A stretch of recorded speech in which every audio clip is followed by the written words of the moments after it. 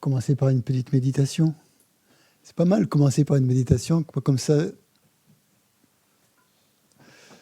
vous détend. Certains dorment, et après, pendant l'enseignement, ils sont tout alertes. C'est ma technique. Faire méditer les gens. Bon, allez, j'arrête. Donc, on va faire 5 minutes de méditation sur la respiration. Juste ça. Comme ça, vous n'aurez pas le temps de dormir. Donc, focalisez votre attention sur la respiration. Donc, vous n'allez pas y arriver pendant 5 minutes, c'est sûr, mais au moins, essayez. Chaque fois qu'une pensée vous traverse l'esprit, eh bien, ça veut dire que vous l'avez remarqué. Et donc, comme vous l'avez remarqué, vous n'êtes plus dans la pensée. Vous êtes justement dans l'attention. Donc, ce n'est pas grave, en fait. Si les pensées vous traversent l'esprit, aucune importance. Simplement, vous les remarquez. Et c'est un très, très bon signe de l'avoir remarqué. Et vous revenez aussitôt sur la respiration sans vous flageller.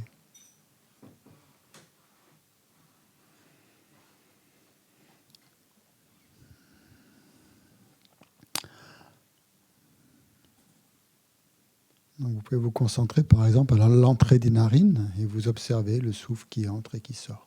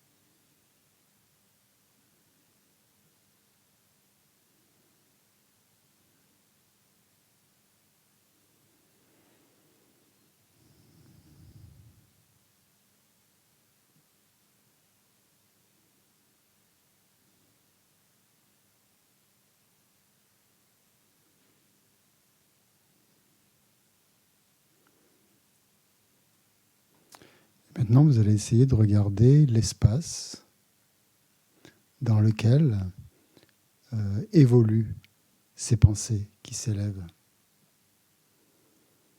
Donc maintenant, en fait, vous vous concentrez sur les pensées. Et vous les regardez passer dans cet espace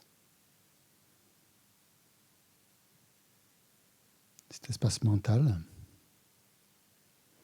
qui n'est autre que la nature de votre esprit.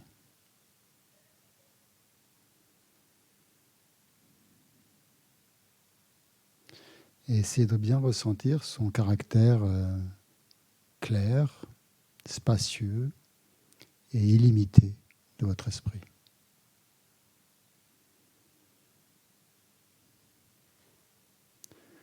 Et notez bien donc que les pensées sont comme des nuages qui circulent dans cet espace. Rien de plus.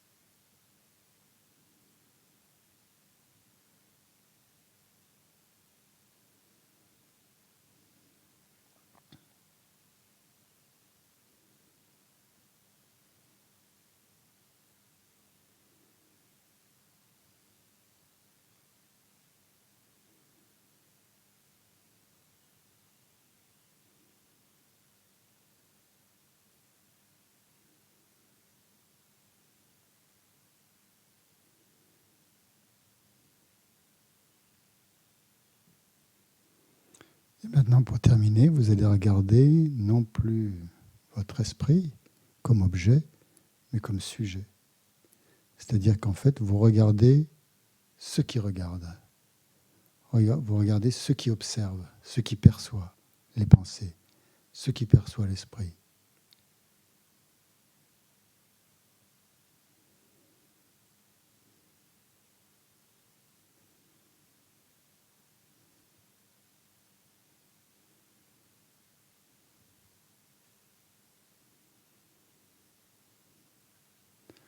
Autrement dit, vous n'essayez pas d'objectiver quoi que ce soit, vous restez simplement posé dans la nature de votre esprit sans chercher à le voir comme objet.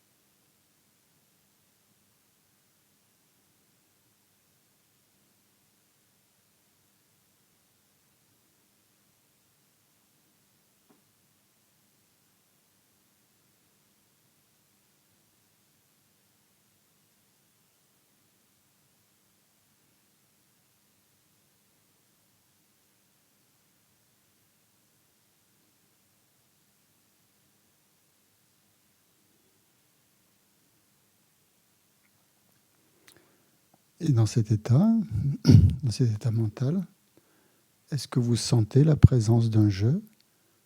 Est-ce qu'il y a un moi qui est là ou pas?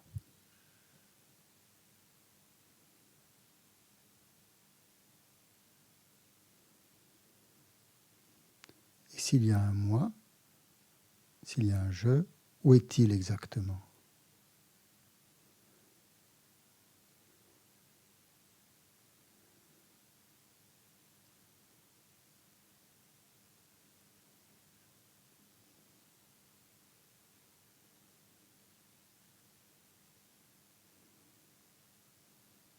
N'essayez pas tant de l'analyser que de le ressentir.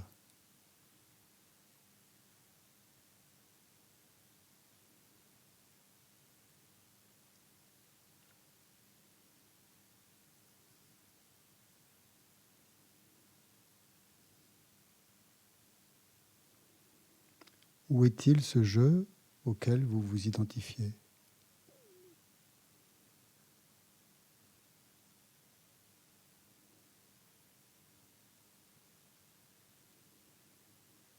Et qui en est le propriétaire?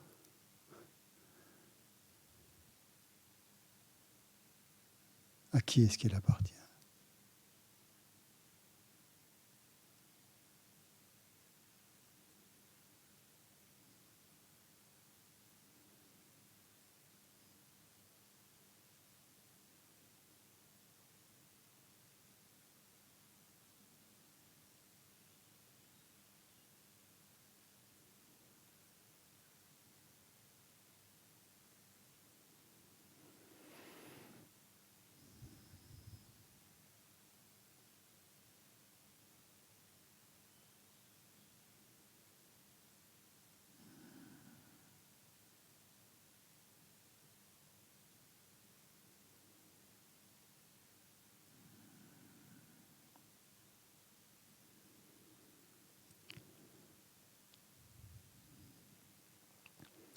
Donc maintenant que votre esprit est calme, tranquille, que vous vous sentez bien détendu, bien centré, établissez une motivation altruiste pour notre session de l'après-midi.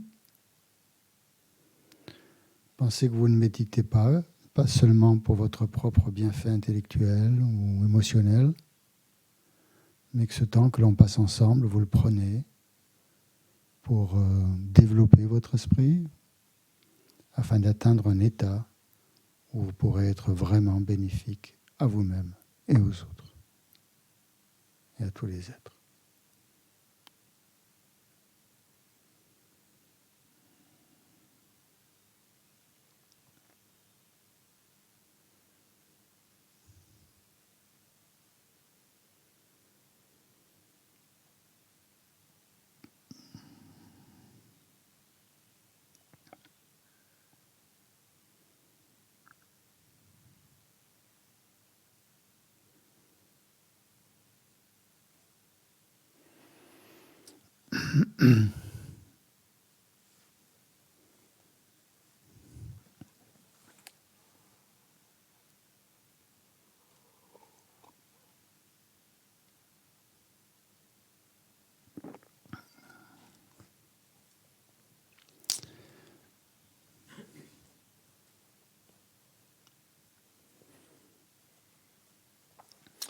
Donc dans notre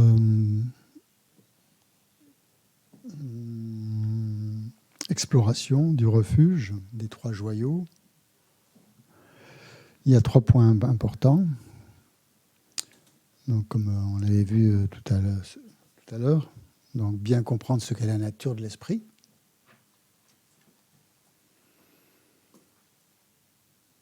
Et ça, bien sûr, c'est bien de l'analyser, de lire des livres à ce sujet, mais c'est bien, et c'est encore mieux de ressentir, comme on l'a fait là, un petit peu dans cette méditation, où j'espère que vous avez eu une expérience de vacuité, peut-être, ou en tout cas de rapprochement un peu avec la nature de l'esprit.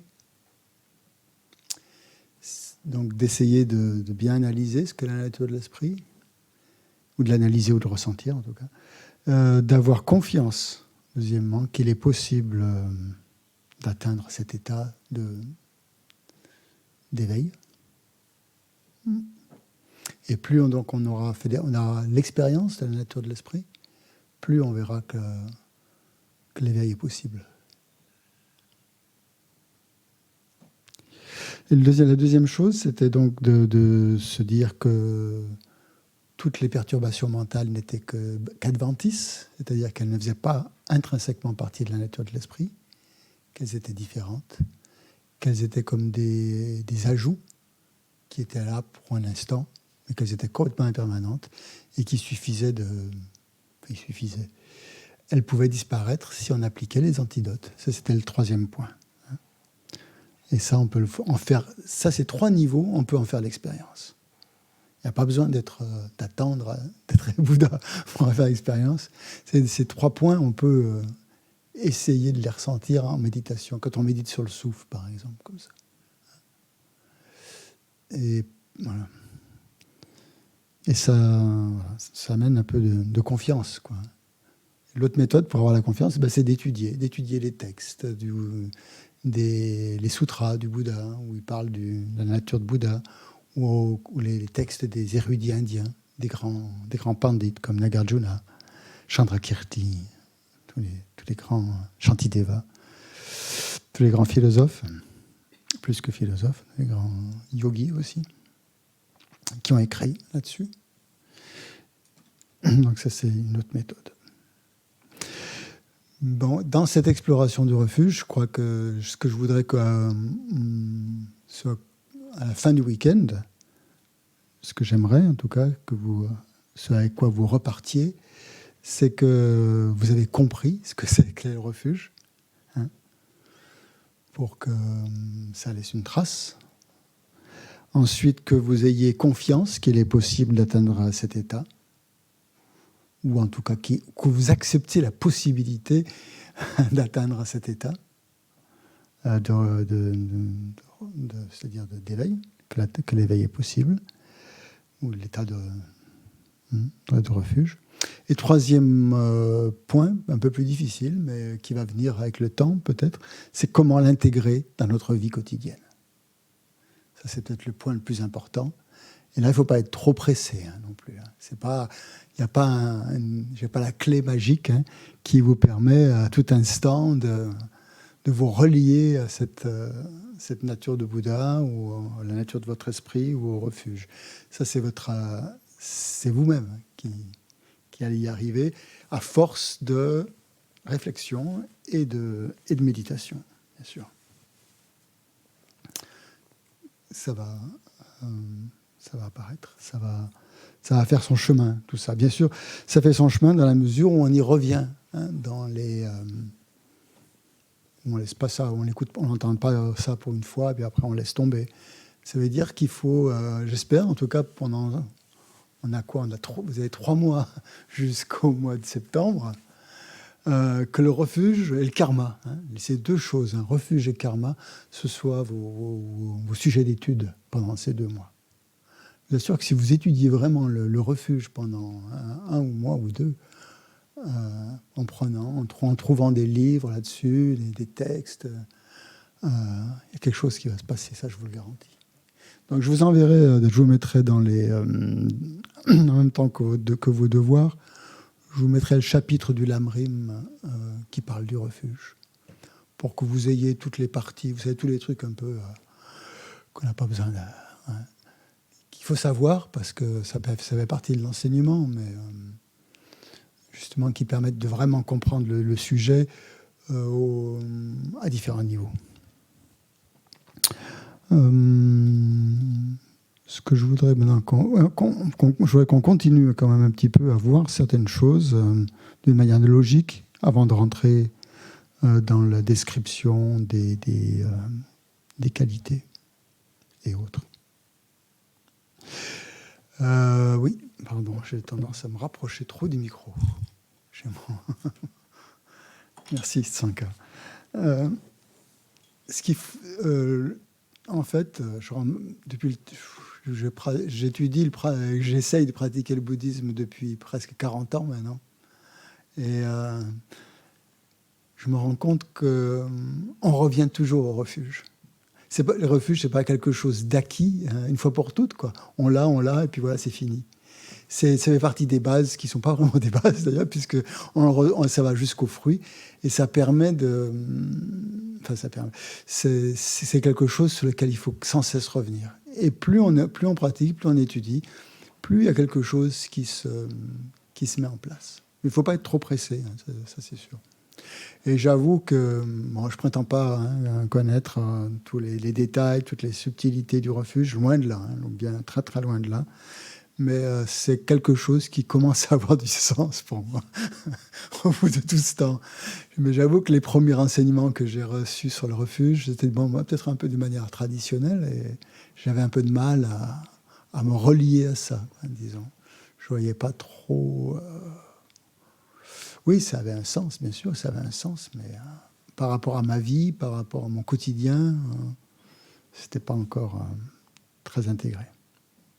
C'est pour ça que je dis que vraiment le refuge, c'est quelque chose qui évolue. Hein. Cette réflexion sur le refuge, c'est quelque chose qui évolue, et plus vous allez réfléchir là-dessus, mais vraiment réfléchir, hein. Et pas, il ne s'agit pas d'ingurgiter des listes de quelles sont toutes les qualités du Bouddha, les 8 qualités du Bouddha, les 8 qualités du Dharma, les 8 qualités du Sangha. Certes, c'est bien d'y réfléchir, de les analyser, de voir ce que ça veut dire pour nous, mais de s'interroger vraiment, vraiment, vraiment au plus profond, hein, de ce que l'on croit possible et ce que l'on croit impossible. Voilà, ça c'est... À plusieurs moments de notre vie, on doit faire ça, en fait, pour voir justement où on en est.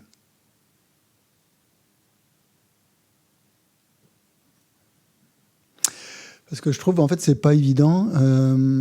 On a des limites, comme justement... bon, on dit que l'esprit est illimité, tout ça, mais dans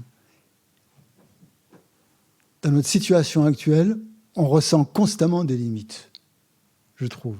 Il y a plein de choses qui nous limitent.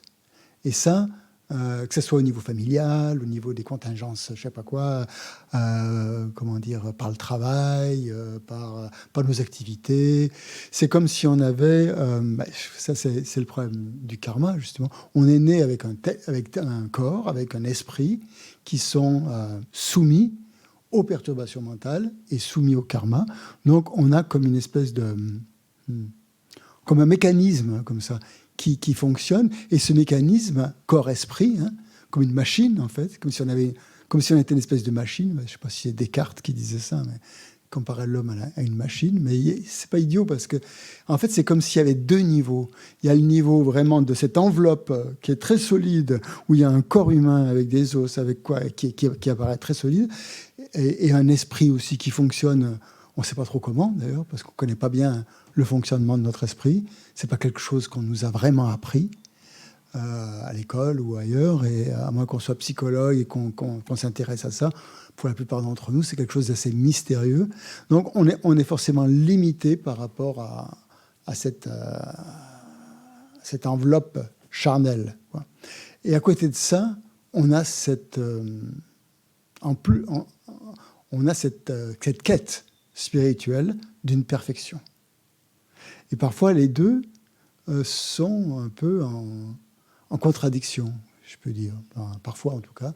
Ou en tout cas, on sent comme s'il y avait une limite et qu'on ne pourra pas transcender cette limite parce que, voilà, on est né avec un tel environnement, dans un tel environnement, telle famille et tout ça, et qu'on ne peut pas aller plus loin, on est bloqué par ça.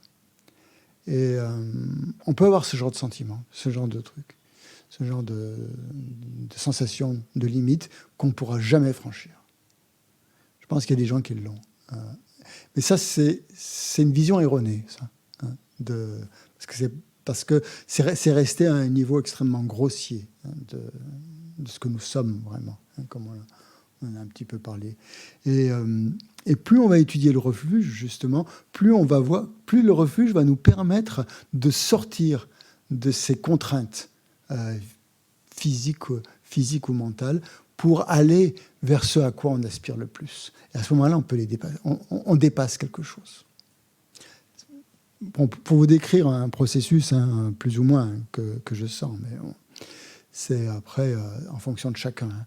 Donc c'est important de savoir vraiment où on en est, en quoi est-ce qu'on croit, et si on pense que c'est possible donc de dépasser ses limites.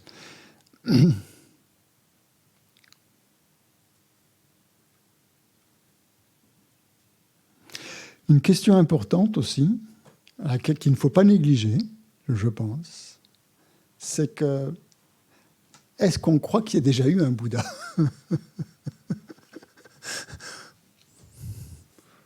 Est-ce qu'il y a déjà eu un Bouddha?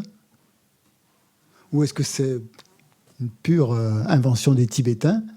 On n'était pas là, hein, il y a 2500 ans sous l'arbre de la Bodhi. On en a entendu parler, il y a des textes, tout ça. Mais est-ce que nous y croyons vraiment, ça? Qu'il y a déjà eu un Bouddha qui est quelqu'un qui a atteint l'éveil? Je ne sais pas ce que vous en pensez. Ça paraît une question un peu bizarre, mais... prends le micro, André. Je pense que c'est quelque chose qu'il faut analyser. Si nous... parce que ça va très loin. Hein. Oui. Par contre, la question que tu peux poser, qui est peut-être dans... Est-ce qu'on a un esprit? Ça, c'est une question où on peut avoir, je pense, des réponses très précises. Oui. Pour plusieurs... C'est validé par... le Bouddha, c'est vrai, mais l'esprit, ça me paraît évident. C'était validé, on a un esprit. Et ça, c'est la très grande nouvelle du bouddhisme, de mon point de vue. On a un esprit qui est validé. Et ça me fait penser justement quand, depuis ces dernières années, le Dalai Lama a organisé beaucoup de conférences ou de réunions avec des psychologues occidentaux, des scientifiques en général occidentaux, et justement dans un but de partage, en disant que le bouddhisme tibétain, le bouddhisme en général, et le tibétain en particulier, mais puisqu'il a gardé tous les aspects, le bouddhisme justement avait des réponses pour tout ce qui concernait l'esprit ou la psychologie. La psychologie en Occident, c'est assez récent quand même. Hein. L'étude de la psychologie, l'étude de l'esprit, c'est quelque chose de relativement récent. Pour le bouddhisme, ça date de 2500 ans. Donc, et tous les textes des penseurs indiens sont extrêmement riches sur le fonctionnement de l'esprit, sur la description du fonctionnement de l'esprit, sur tous les rouages de l'esprit. Et il y a tout un vocabulaire, bien sûr, là-dessus, tout un tas d'expressions qui sont très, très difficiles à traduire et qui expliquent justement le fonctionnement de l'esprit. Donc, le Dalai Lama disait que ce serait bien que les Occidentaux viennent prendre dans le bouddhisme tibétain, justement, des éléments qui pourraient éclairer la psychologie occidentale.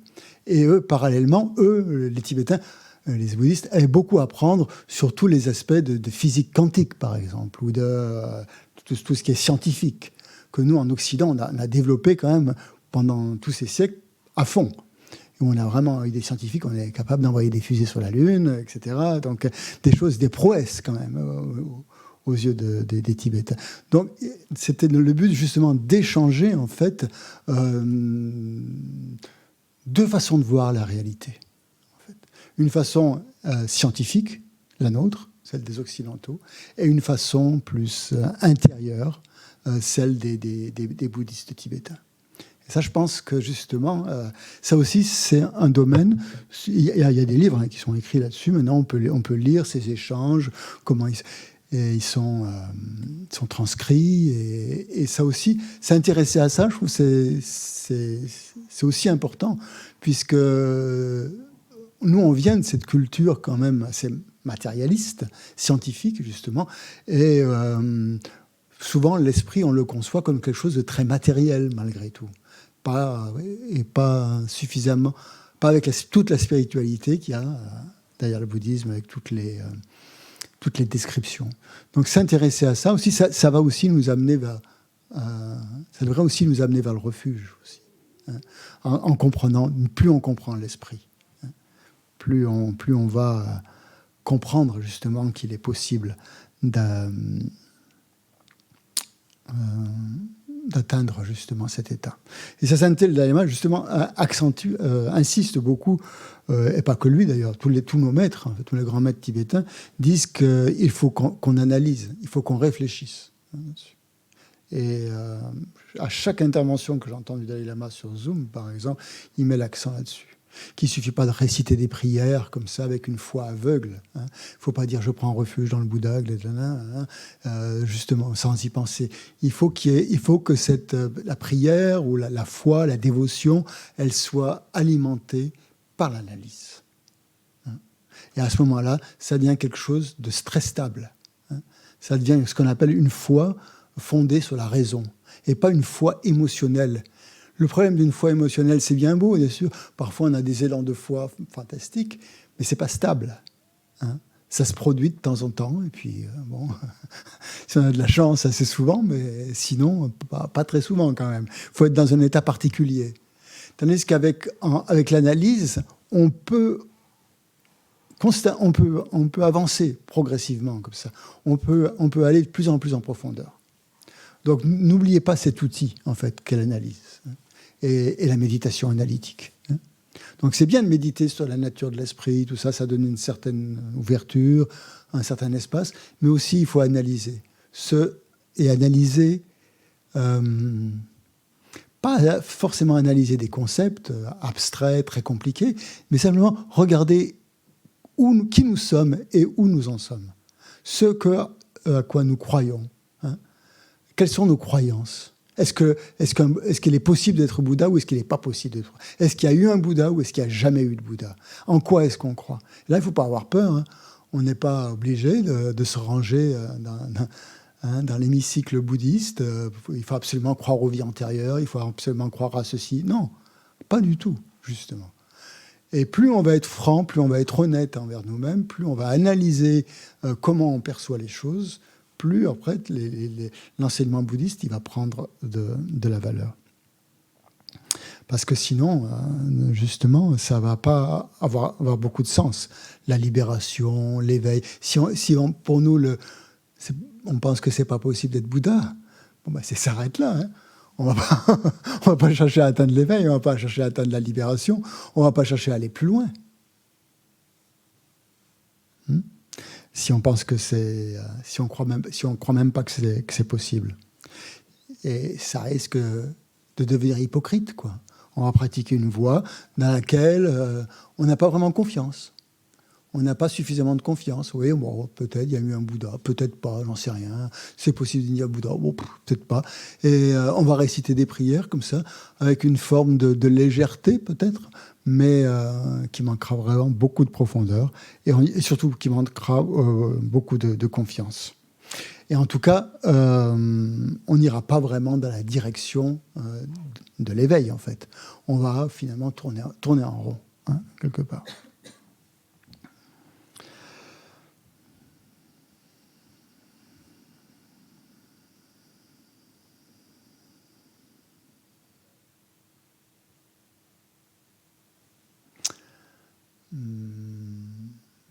Un autre point aussi par rapport peut-être à d'autres philosophies, comme la philosophie hindouiste ou autres qu'on peut rencontrer, les philosophies indiennes en tout cas. Le bouddhisme ne dit pas...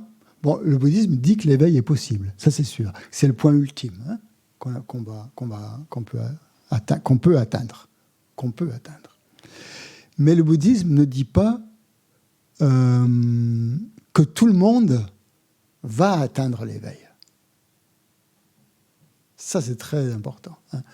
Que de manière inévitable, tout le monde va atteindre l'éveil. Le bouddhisme n'a jamais dit ça. Le bouddhisme dit que l'éveil est possible, mais il ne dit pas que tout le monde est capable de l'atteindre.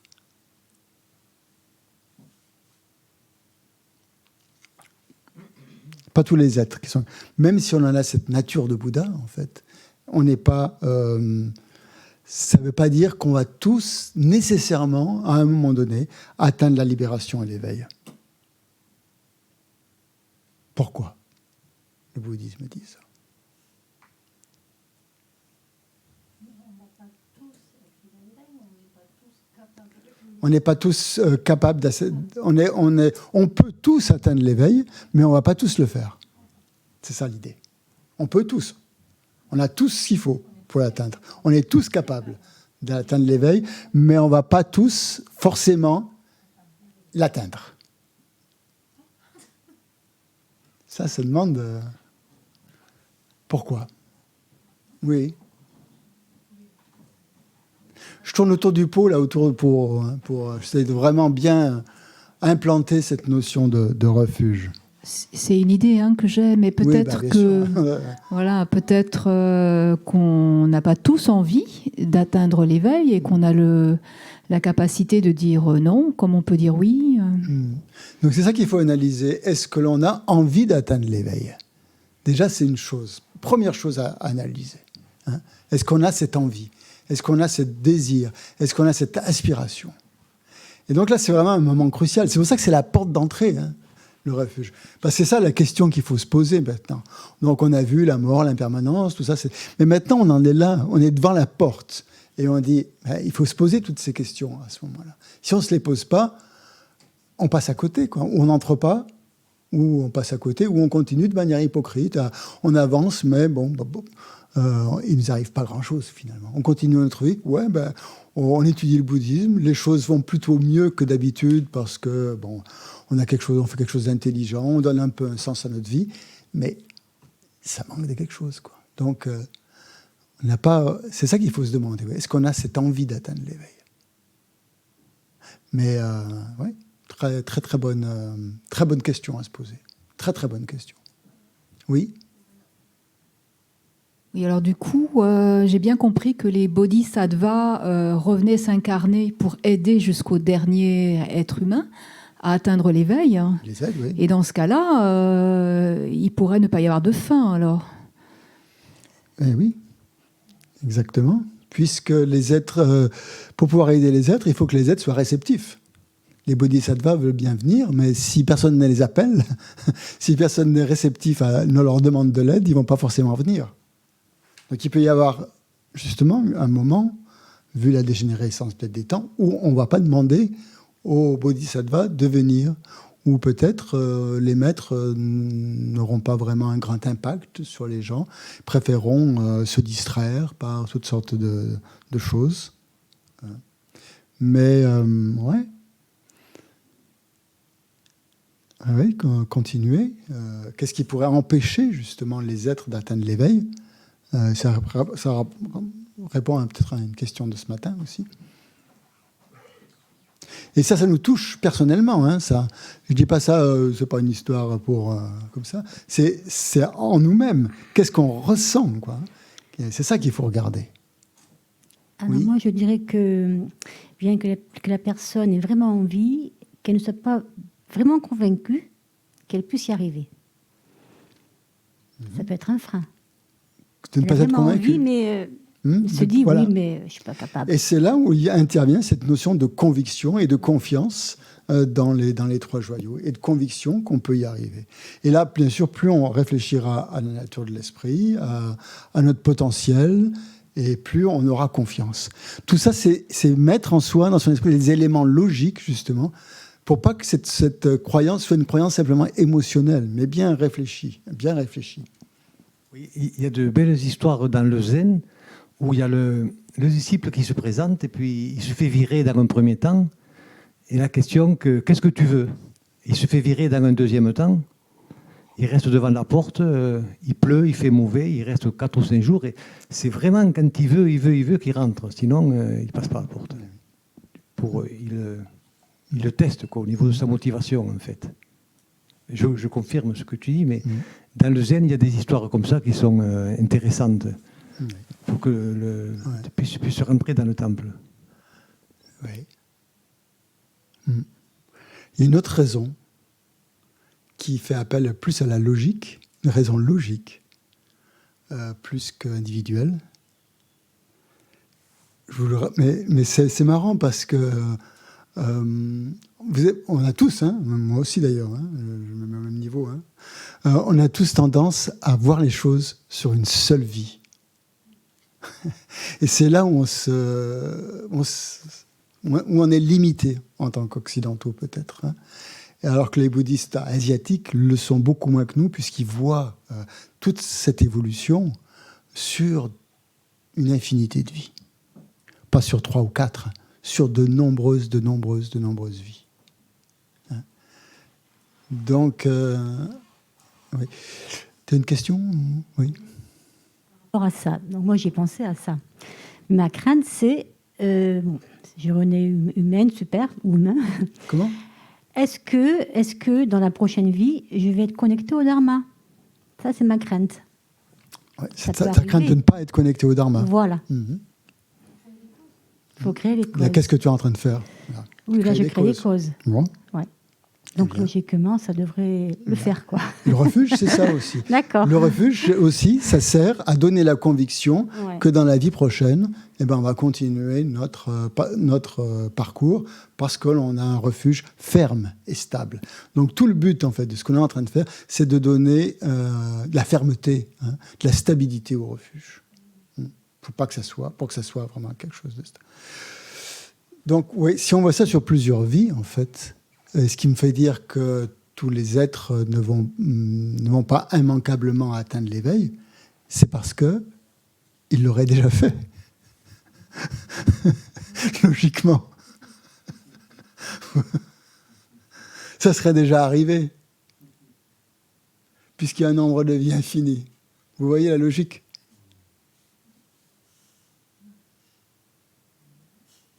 Je vous ai perdu là ? Réfléchissez. Puisqu'il y a un nombre de vies infini avant nous, donc si tous les êtres devaient atteindre l'éveil, ça serait déjà arrivé. C'est-à-dire qu'il n'y aurait plus personne ? Comment ça, il n'y aurait plus personne ? Il n'y aurait que des êtres éveillés ? Oui, c'est ça. Dans une infinité de vies.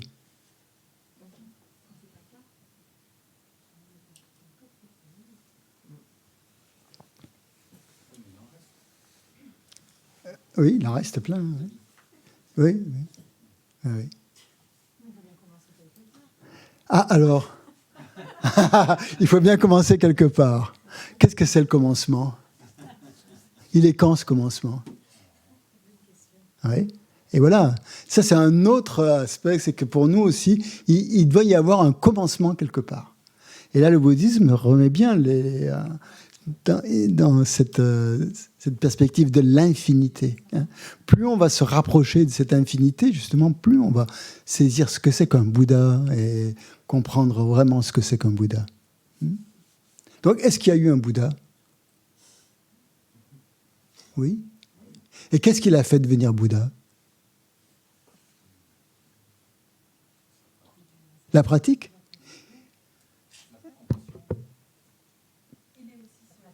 Quoi ? Ah oui, pardon. Ouais. Pour atteindre l'éveil, pour que quelqu'un atteigne l'éveil, comme nous par exemple, hein, il nous faut de l'inspiration. Il faut qu'on nous aide. Il faut qu'on nous envoie des bénédictions, on va dire. Hein. Il faut qu'il y ait des enseignements. Il faut qu'il y ait un support, quoi.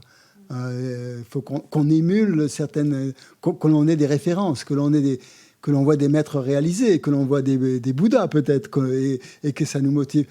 Est-ce qu'il y a eu un premier Bouddha alors ? Oui ?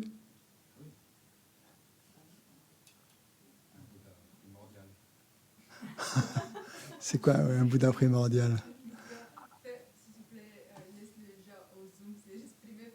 Oui, les gens de Zoom veulent s'exprimer. Oui. Pardon, excusez-moi, on est en train de focaliser l'attention sur la salle. Sur Zoom, oui, qu'est-ce que vous dites par rapport à ça ? Par rapport à tout ça ? Des questions ?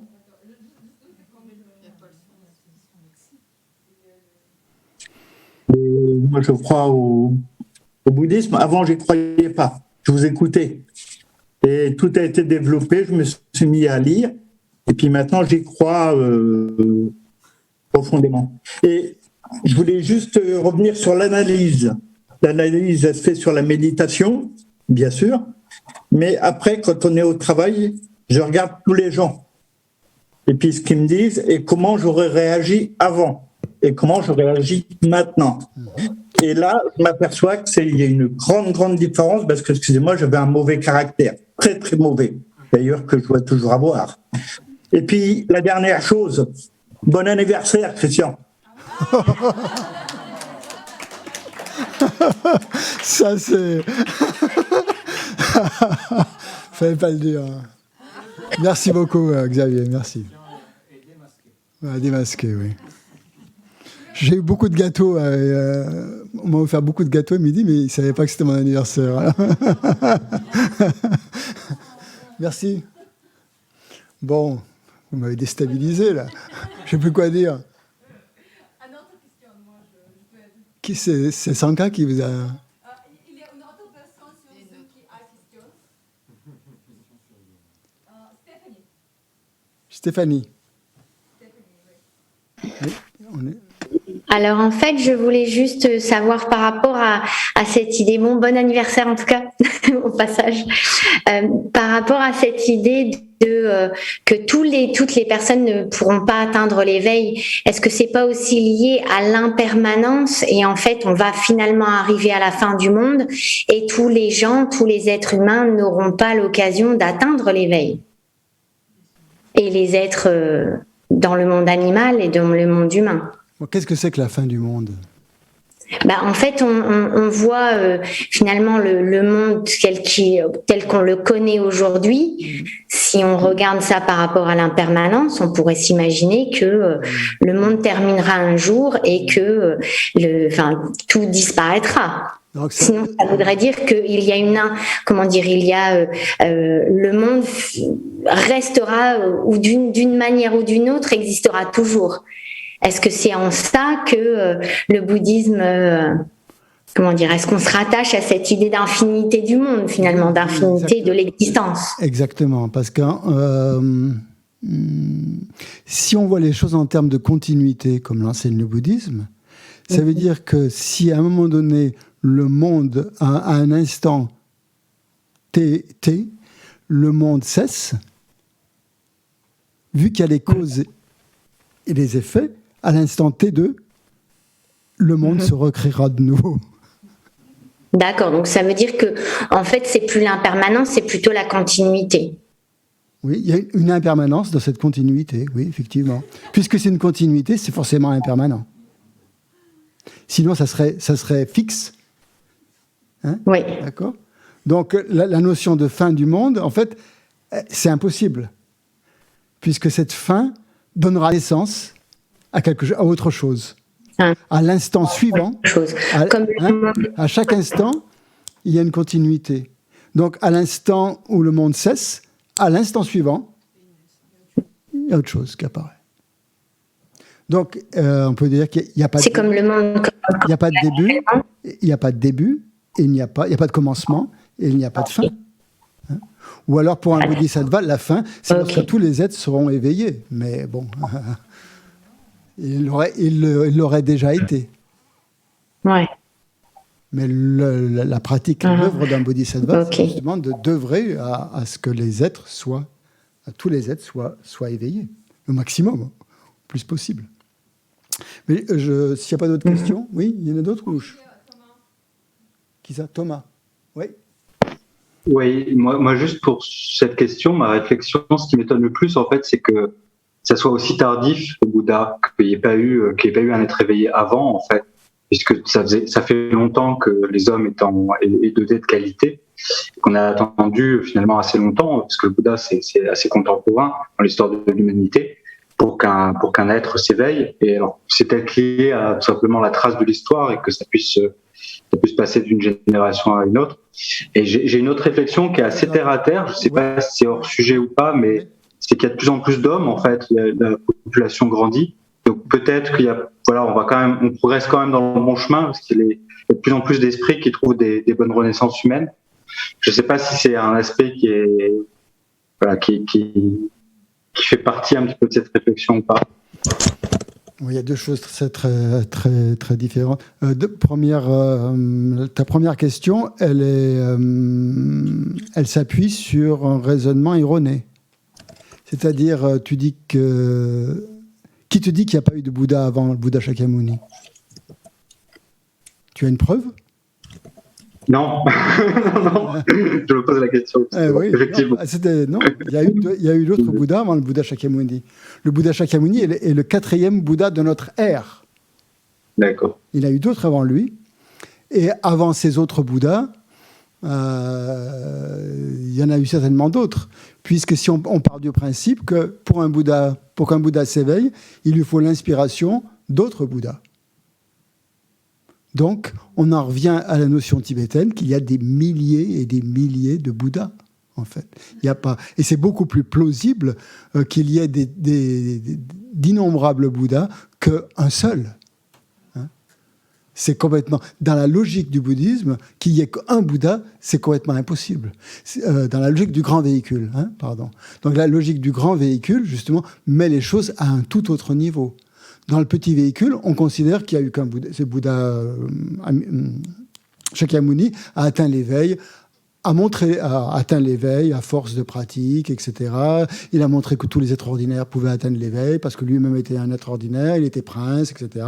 Il a atteint l'éveil sous l'arbre de la Bodhi. Tout ça. Donc c'est le Bouddha historique. Mais c'est une explication historique, ça.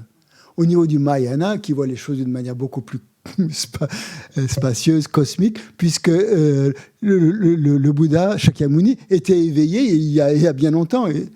C'était simplement une manifestation de l'éveil qui est apparue à ce moment-là, sous l'arbre de la Bodhi, pour être bénéfique à des disciples qui vivaient à cette époque-là, et pour donner au monde un enseignement qui dure encore de nos jours. Mais si on replace ça dans la perspective des 4 corps de Bouddha, c'est beaucoup plus riche.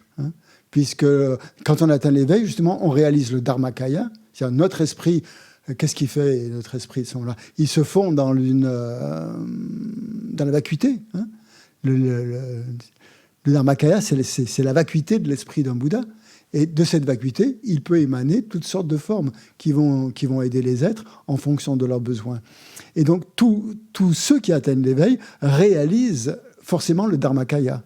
Réalisant le Dharmakaya, ils peuvent émaner une quantité de formes absolument innombrables pour aider les êtres. Et donc, qu'est-ce qui fait qu'on n'a pas tous atteint l'éveil? C'est uniquement nos limites personnelles ou qui nous bloquent, quoi, en quelque sorte. Et pourquoi il y a il y a de plus en plus d'individus, de gens qui prennent de renaissance humaine? Ça peut s'expliquer au niveau de différentes créatures qui vivent un peu partout, dans d'autres univers, qui peuvent se réincarner sur Terre. Il n'y a pas que cet univers qui existe. Il faut toujours voir vraiment les choses dans une multiplicité de mondes, hein, d'espace, de temps aussi différents. Hein. Nous, on a une conception très, très linéaire de l'espace-temps. Mais ça, à l'échelle d'un Bouddha ou de tous ceux qui réalisent l'éveil, ça n'existe pas comme ça. Hein. Ça n'existe pas du tout comme ça. C'est simplement, notre manière d'appréhender ça. Et voilà. Donc, toujours essayer de revoir les choses vraiment à un niveau cosmique, quoi, vraiment. Et c'est à ça que nous invite le grand véhicule. Et plus on fera ça, justement, plus le refuge prendra de sa force.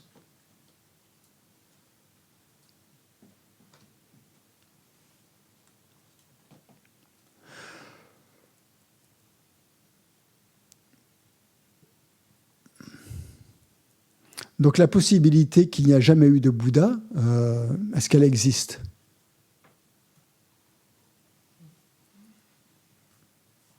Hein? Ben non.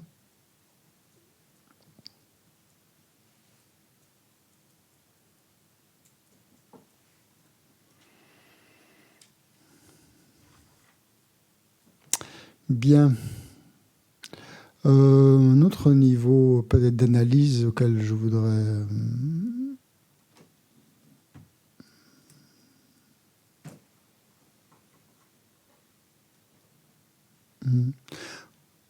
qu'on regarde pourquoi justement, qu'on continue à investiguer pourquoi donc on s'intéresse au bouddhisme, et qu'est-ce qu'on attend du bouddhisme, et qu'est-ce qu'on recherche justement en prenant refuge. Le refuge nous propulse. Ce que je vais essayer de vous montrer, c'est que le refuge, plus on réfléchit au refuge, plus ça nous propulse à un niveau qui nous élève quelque part. C'est pour ça que c'est difficile, à mon avis, c'est pas un sujet aussi facile que méditer sur la mort, sur l'impermanence, qui sont des choses vraiment évidentes. Tandis que là, ça demande quand même un certain effort, je trouve, d'élévation un petit peu, pour réfléchir à toutes ces, tous les présupposés donc, qui sont derrière le refuge. Tout ce que ça amène aussi comme changement. Et ça, on en revient toujours à la question de base, c'est pourquoi on étudie le bouddhisme. Qu'est-ce qu'on attend de cet enseignement bouddhiste ? Qu'est-ce qu'on veut ? Est-ce qu'on veut simplement une thérapie ? C'est-à-dire une méthode qui élimine nos défauts, nos perturbations mentales, on va dire, pour trouver un état de santé psychique qui nous mette plutôt à l'aise avec les autres et avec nous-mêmes. Et donc ça, c'est tout à fait possible de pratiquer le bouddhisme comme ça. Et dans ce sens-là, le refuge n'a pas une grande valeur, en fait. C'est pas on va plutôt prendre le dharma comme seul refuge à ce moment-là. Ça suffira. On n'aura pas besoin vraiment de prendre refuge peut-être dans le Bouddha, en ce moment-là, de se poser toutes ces questions sur le Bouddha. Il suffira simplement d'essayer d'appliquer les méthodes que préconise le bouddhisme pour essayer de s'élever un petit peu. Mais donc ça veut dire qu'on voit le bouddhisme simplement en termes d'amélioration personnelle. On voit dans le bouddhisme quelque chose qui va nous aider à nous améliorer personnellement. Ça y est dans le bouddhisme, tout à fait. Bien sûr que c'est ça, il y a ça. Mais ça ne se limite pas à ça. Ça, c'est encore une vision un peu limitée. Si on pense seulement en termes d'amélioration personnelle ou individuelle, il y a des tas de méthodes là-dessus. Il n'y a pas besoin d'être bouddhiste pour faire ça. Il y a des tas de thérapies ou de coaching, je sais pas, qui permettent justement d'améliorer ses compétences, de faire, d'être un meilleur être humain ou d'avoir une certaine aura peut-être, ou voilà. Donc ça, c'est quelque part, c'est comme si on dégradait le bouddhisme en faisant ça. Je ne veux pas dire de ne pas le faire, bien sûr qu'on peut entrer dans le bouddhisme comme ça, commencer en tout cas, mais s'arrêter à ce niveau-là, c'est un peu dommage, quoi, disons. C'est comme si, on n'avait pas, on dégradait un petit peu le bouddhisme au lieu de lui, au lieu d'aller au maximum, au lieu d'utiliser tout ce que le bouddhisme a à nous offrir, on n'utilise que l'aspect psychologique du bouddhisme. Mais c'est possible, bien sûr, de le faire. À ce moment-là, le bouddhisme devient simplement une autre école une forme de psychothérapie. Et c'est pas ça, le bouddhisme. C'est certainement pas ça. C'est ce que j'appellerais une forme de bouddhisme light. Puisque ce bouddhisme light, finalement, il ne prend pas en compte tous les aspects du bouddhisme. Il ne va pas prendre en compte vraiment l'aspect de la multiplicité des vies, pas nécessaire, ni de toute la cosmologie, comme ça, qui font vraiment partie du bouddhisme, ni peut-être du développement de bodhicitta, qui est indispensable pour atteindre l'éveil. Peut-être un certain développement de compassion, d'amour, de compassion, de bienveillance, ça certainement. Dans la psychologie, c'est assez important. Peut-être la réalisation de la vacuité n'est pas nécessaire non plus, bien que ça puisse aider quand même, mais c'est pas nécessaire. Donc finalement, on ne garde que très peu de choses du bouddhisme. Si on fait du bouddhisme simplement une psychologie, on va garder que l'aspect transformation des émotions négatives en quelque chose de positif. Mais bon, c'est une manière qu'on peut avoir de pratiquer le bouddhisme. Et ça, il faut s'interroger aussi là-dessus. Est-ce que pour nous, le bouddhisme, c'est ça? À un autre extrême, sur l'autre extrême, qu'on pourrait voir, un autre extrême, c'est de penser que le Bouddha est un sauveur. On rentre dans le bouddhisme. J'ai connu certaines personnes qui envisageaient les choses comme ça, qui envisageaient le fait que pensaient que le Bouddha était une forme de sauveur, au sens un peu, je sais pas, peut-être un peu chrétien ou autre, je sais pas, d'autres religions. Et à ce moment-là, c'est un extrême, parce qu'on ne considère pas justement tout le refuge dans sa totalité. Certainement, on peut prendre le Bouddha comme un modèle. Et quand on demande au Dalai Lama qui est son modèle, c'est ce qu'il répond. Lui, il répond, mon modèle, c'est le Bouddha. Le Bouddha Shakyamuni. Nous, on peut prendre comme modèle le Dalai Lama, par exemple, qui semble plus proche de nous comme modèle, quand même, puisqu'il a un rôle social, politique, il est impliqué il fait des choses absolument remarquables pour les aides, pour les Tibétains, notamment, et tout ce qu'il a fait depuis son exil, c'est assez formidable. Mais le Dalai Lama, lui, il prend comme modèle le Bouddha lui-même. Mais, et ça me faisait penser, par exemple, aux qualités. Pourquoi est-ce que le Dalai Lama prend le Bouddha comme modèle? Parce qu'il se concentre sur les qualités du Bouddha. Mais comme pour nous, les qualités du Bouddha sont assez abstraites, c'est difficile de nous relier, on a plus tendance à vouloir se relier à un être réalisé comme le Dalai Lama. Mais pour le Dalai Lama, lui, les qualités du Bouddha, elles sont réelles. Par exemple, une des qualités de la parole du Bouddha, ça c'est pour nous, c'est déjà inconcevable, c'est de pouvoir s'adresser à un auditoire infini dans toutes les langues possibles. Un Bouddha, avec ça, une des qualités de la parole du Bouddha, c'est ça. C'est de parler, de s'exprimer, soit dans toutes les langues possibles en même temps. C'est-à-dire que tout le monde, quelle que soit sa nationalité, comprend la parole du Bouddha. J'avoue que ça me paraît même inconcevable au niveau linguistique. On se demande comment c'est possible. Est-ce que, en tant que traducteur aussi, je me demande bien comment ils peuvent faire. Mais la parole du Bouddha est telle qu'il suffit d'un mot, finalement aussi, pour que ce mot évoque une réalité pour tous les gens, quelle que soit leur langue, quel que soit leur niveau. Et donc ça, pour moi, difficile à concevoir. Mais quand je pense au Dalai Lama, par exemple, le Dalai Lama, il peut s'exprimer devant des auditoires. Quand il a donné, je crois, Kala Chakra en Inde, il y a quelques années, bien avant le Covid, il y avait 200 000 personnes. Je ne sais pas si vous avez assisté aux enseignements du Dalai Lama. Quand vous y allez, la dernière fois, il y avait que 40 000 personnes. C'était pas beaucoup. Et à Bodh Gaya, le Lama est sur une scène. On voit un être humain, puisqu'on voit un être humain quand même, tout petit. Maintenant, il y a des écrans, donc ça va, on peut le voir de plus près. Mais on voit une foule immense.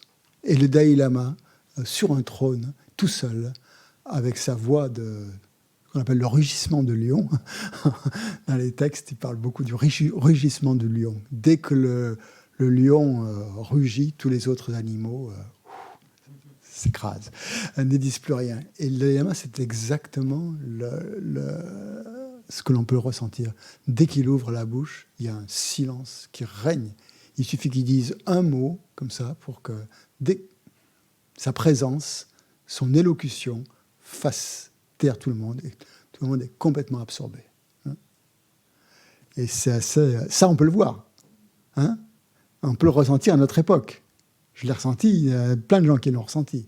Et c'est cette capacité d'un individu, d'un être réalisé, pour moi, c'est pas aucun doute, qui soit capable de s'adresser à autant de monde, et bien ça ça évoque aussi cette capacité de la parole du Bouddha, justement, de pouvoir, à un niveau peut-être encore supérieur, et c'est pour ça que le Dalai Lama prend le Bouddha comme modèle, parce que pour lui, c'est encore un autre niveau, mais voilà.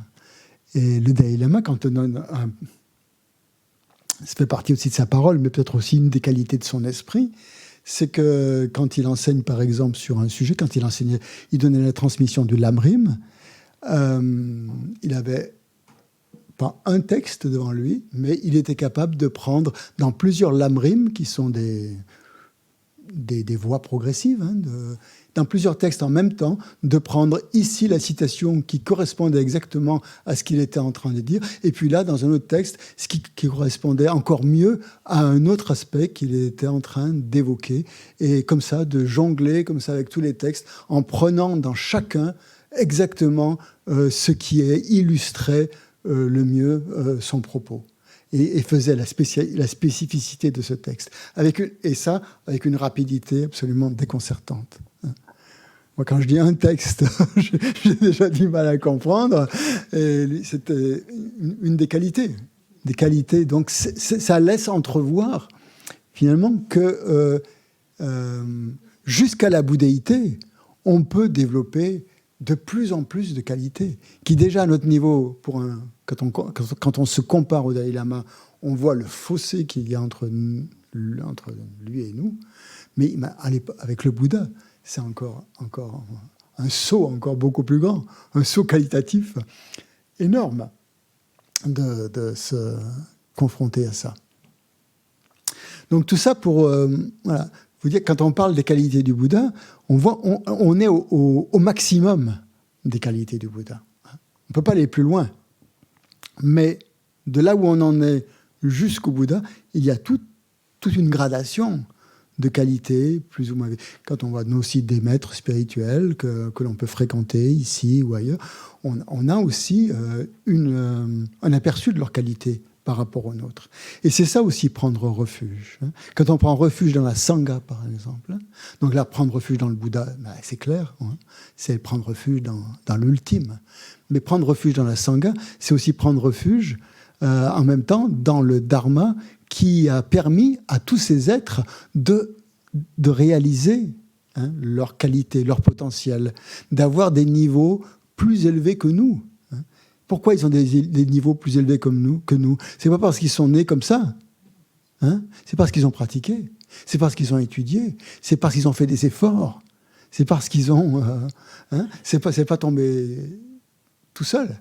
Donc ça veut dire que nous aussi, on est pareil. Si on fait des efforts, eh bien, on va développer des qualités. On va avoir aussi sur toute cette voie, jusqu'à l'éveil, on va développer de plus en plus de qualités. Donc prendre refuge dans la Sangha aussi, c'est prendre refuge dans ces êtres réalisés qui nous montrent, ils ne nous montrent pas leur qualité pour nous montrer leur qualité, ils s'en fichent de ça. Mais ils nous montrent, en nous montrant leur qualité, ils nous montrent le joyau du Dharma. Que si on met ces enseignements en pratique, eh bien, on va avoir les mêmes qualités qu'eux. Donc voilà pourquoi l'aspect psychologique, c'est pas suffisant. Il faut aussi se relier au joyau de la Sangha, qui va nous montrer comment, d'une manière intuitive, d'une manière peut-être plus directe aussi, en se confrontant avec ces personnes-là, avec ces êtres réalisés, qu'il est possible de mettre en pratique, que si on met en pratique ces enseignements, on va atteindre les mêmes qualités qu'eux. Et donc ça, c'est stimulant. Donc vous voyez les refuges, dans les trois joyaux, on parle vraiment de joyaux. Le joyau du Bouddha, le joyau du Dharma, le joyau du Sangha. Et il y en a trois, il n'y en a pas quatre, il n'y en a pas deux, il n'y en a pas un. Donc c'est les trois qui sont utiles comme outils de pratique, si on veut dépasser nos limites, si on veut aller au-delà.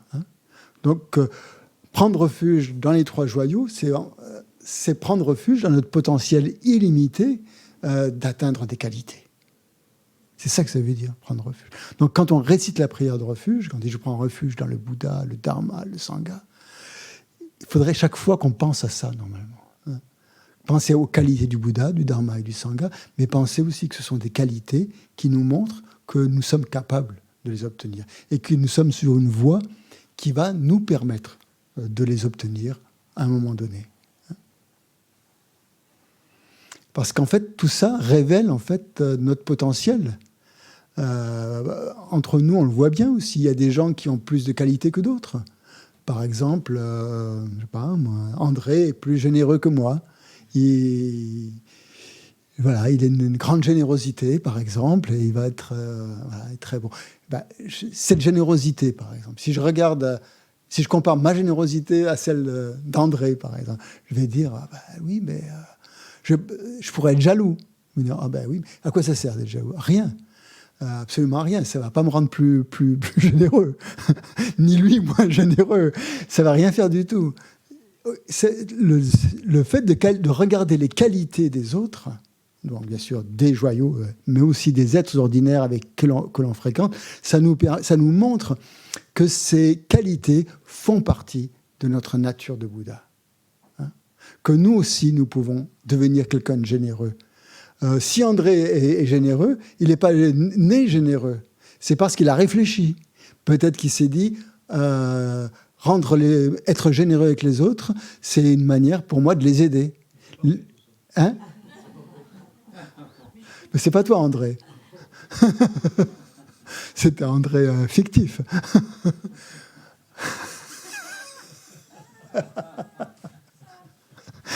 Pardon.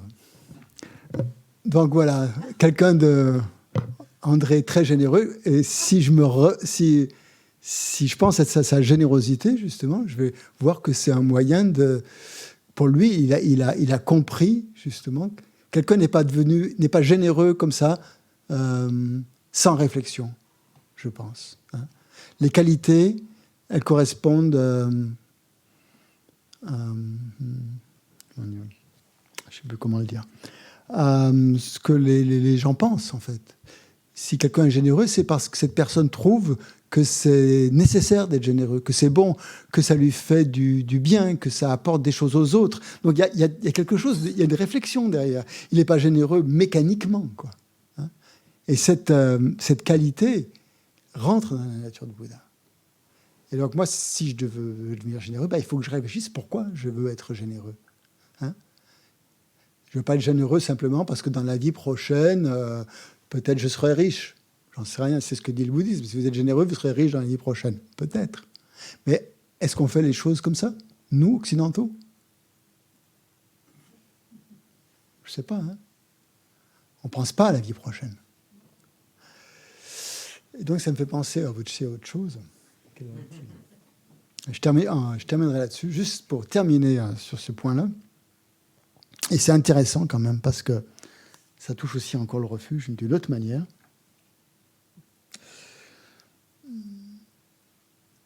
Une qualité, prenons une qualité on va dire qu'on est tous des gens très honnêtes. Hein. C'est vrai. Comment?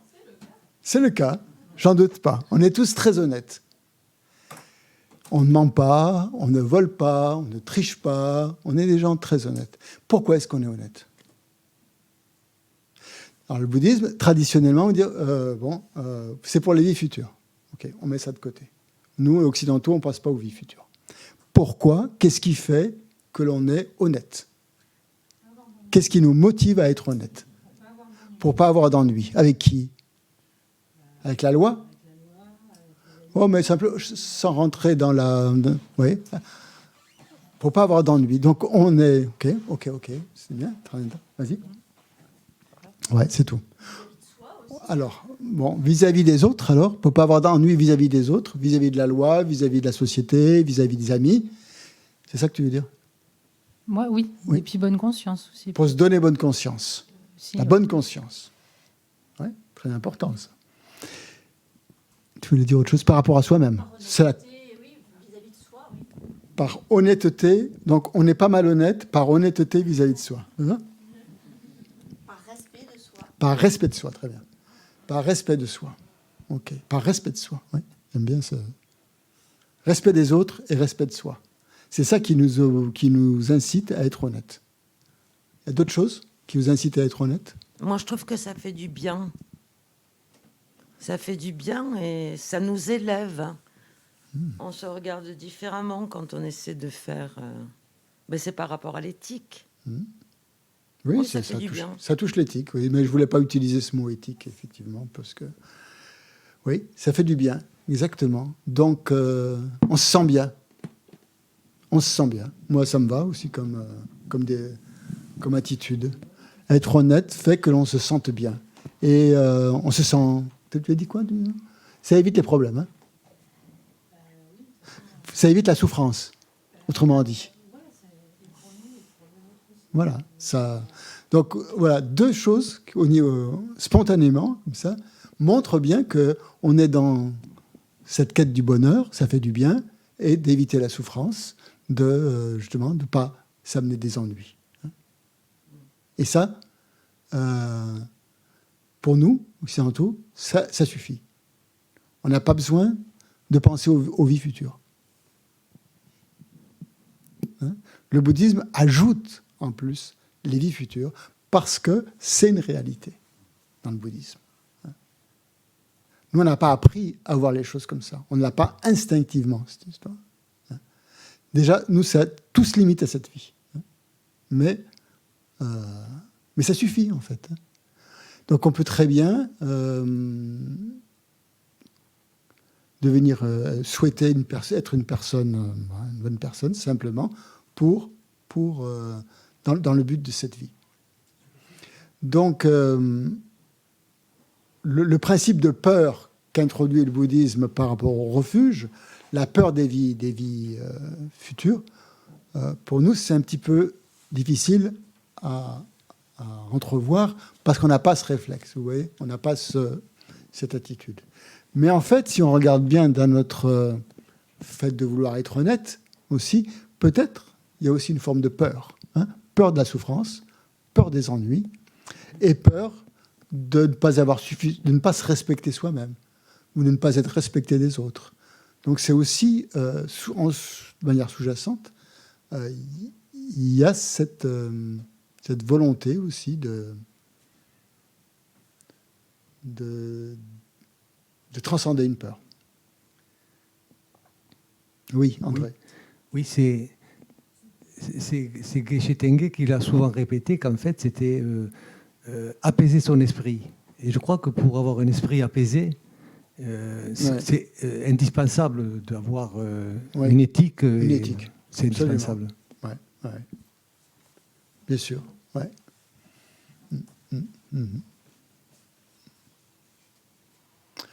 Oui, il y a des questions sur Zoom? Oui. Je pense que à propos d'être honnête, on est malhonnête d'être honnête de par notre éducation. Ce qui veut dire que notre éducation a fait que nous sommes comme nous sommes. Donc, nous pensons être honnêtes nous-mêmes alors que nous ne le sommes pas. Puis j'ai une autre petite truc sur le Bouddha et puis les qualités, si vous me le permettez. Oui. On fait des méditations, on fait des visualisations. Donc, il y a des petits Bouddhas qui partent des lumières, notamment sur l'amour, je crois. Oui. Et pourquoi pas ne pas se dire que le petit Bouddha qui est sur la tête de chaque être sur Terre ne parlerait pas la langue de l'être qui est en dessous de lui. Mais bien sûr, quand on fait des visualisations, on peut imaginer tout ce qu'on veut. Bien sûr. Voilà. Merci, Christian. Bien sûr. C'est tout à fait possible. Comment? Oui. Qui ça? Sven. Oui, on vous écoute. Non, il doit allumer son micro. Allumez votre micro si vous voulez parler. Voilà. Ah, c'est bon. Voilà, merci Christian. C'était pour répondre à votre question sur l'honnêteté. Pourquoi on est honnête? J'ai le sentiment quand on arrive, par exemple, pendant une méditation sur le souffle, où on passe par un moment d'apaisement, en général, moi, dans ces moments-là, j'aspire plutôt à l'honnêteté. C'est plutôt ce qui vient spontanément. Par contre, c'est pas vrai tout le temps. Et dans ces cas-là, c'est plutôt la la peur de la gueule de bois, c'est-à-dire que c'est l'anticipation du moment où on va se rendre compte qu'on a été malhonnête, des conséquences que ça a eu. Et c'est vrai, c'est un sentiment plus d'angoisse ou de malaise qui va venir rappeler à l'honnêteté. Enfin, ça, c'est la bonne version, parce qu'il y a les moments où on n'agit pas honnêtement. Mais bon, on sait qu'on le payera. Je garde la bonne version. On sait qu'on le payera. Un peu, ouais. Moi, l'image que ça me donne, c'est la gueule de bois. C'est-à-dire que on va se doper avec un peu de facilité, d'accélération, d'excitation, mais on sait qu'on le payera. Mais on s'en rend plus compte, pour moi, dans les moments où on a réussi, soit parce qu'on est dans un environnement un peu bienveillant, sécurisant, un peu comme on fait ce week-end. Voilà. Ça peut aussi être des moments en famille ou avec des gens avec qui on a une facilité de confiance. Oui. Mais pour les autres moments, c'est plutôt la peur de la gueule de bois, moi, qui me rend honnête. Voilà. C'est de savoir qu'à un moment donné, je vais me sentir très mal quand je vais réaliser ce que j'ai fait. Voilà, donc ça explique un petit peu psychologiquement pourquoi la peur rentre justement dans les causes du refuge. Ça nous remet à notre échelle. C'est pas complètement idiot, quoi, cette histoire, d'avoir peur des conséquences. Voilà. On va faire une petite pause jusqu'à un quart d'heure. Il est quelle heure? Il est jusqu'à 16h10. On reprend à 16h10. Bon, ne vous inquiétez pas, on va rentrer dans les qualités des joyaux, mais voilà, vous serez prêts. Hein.